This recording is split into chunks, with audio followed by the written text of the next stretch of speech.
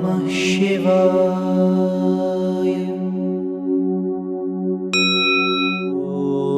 Om Namah Shivaya. Hari Om. Shashvataha, one who is eternal. One meaning of it is one who is beyond time. Who is beyond time? One who is beyond mind is beyond time. Because time is a projection of our own mind. So Shashvata means one who is beyond time, who is timeless, who is eternal. Second meaning is if we consider time as real, because for us mind is real, so then time is real, then past, present and future also are real. One changeless entity who was, is and will be in all three periods of time is Shashvataha. What remains the same without any modifications in the past, present and future, that is called Shashvataha. In the Vedas it is said Lord Shiva as Rudra revealed his form as Shashvataha through this mantra. Aham eka prathamam asam vartami cha bhavishyami cha nanya kaschin matto vyatiriktah. He said, Aham ekah, I am one. Prathamam asam, earlier also I was. Vartami, right now I am. And bhavishyami, and I alone will be. There is nothing other than me.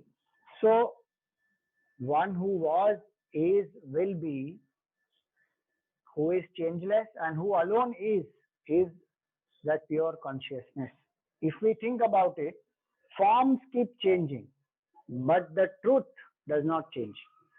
Like the waves, they rise and they fall.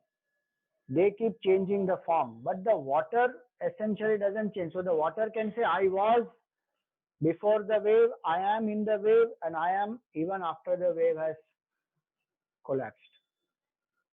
There is water alone, it's a play of water alone. Same way, in this whole universe, various forms and names, they go on changing, but existence doesn't change. That Sat is changeless, and that existence is not inert, that existence is consciousness. Sattaya hichit chittaya yaham, and that consciousness is our true nature. Existence and consciousness are not two separate things, because if they are two separate things, then existence will become unconscious, inert, in the absence of consciousness. And if consciousness is separate from existence, consciousness will become non-existent. They are actually one. We divide it only to indicate a certain way the absolute nature of the truth. But they are one. Existence is equal to consciousness is equal to bliss. They are not three qualities of the self.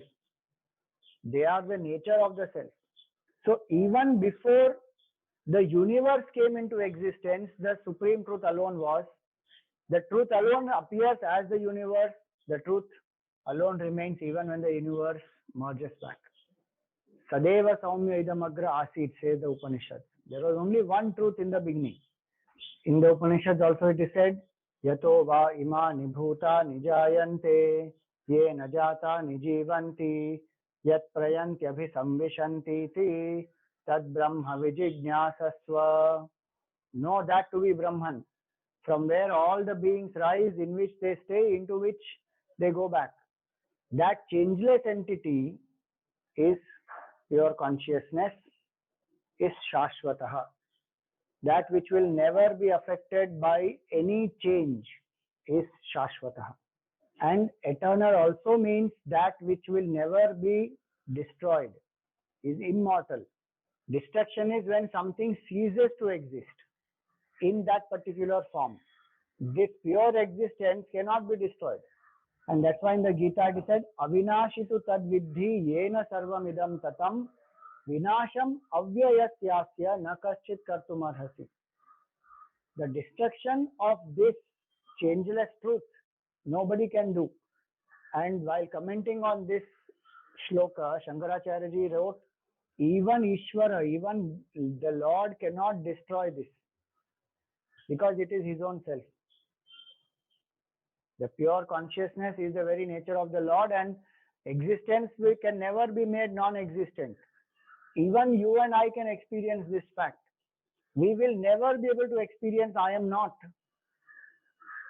Try experiencing I am not. If you can, you will set a Guinness Book of World Record.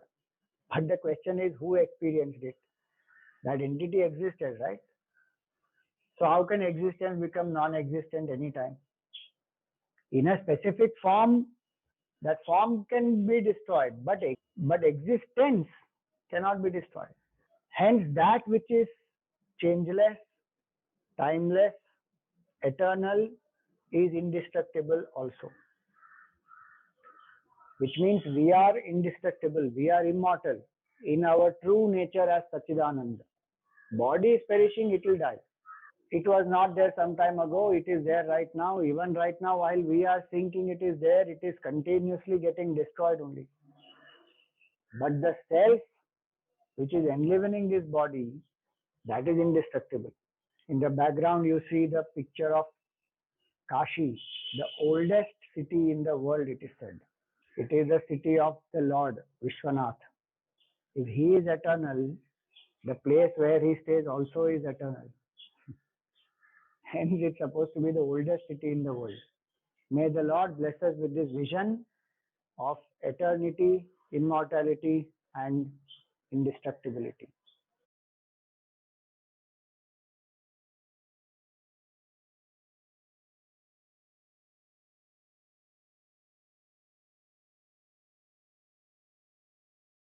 Om Namah Shivaya.